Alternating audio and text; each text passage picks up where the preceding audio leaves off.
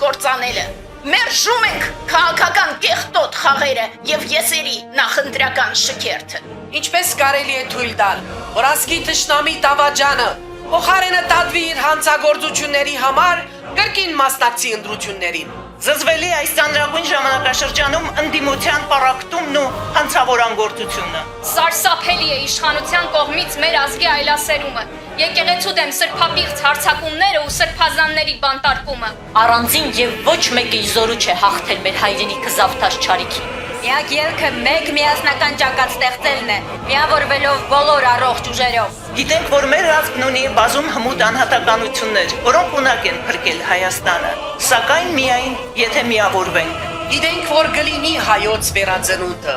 ազգային արժեքների վերագանքնումը ու հայ առաքելական եկեղեցու զորացումը,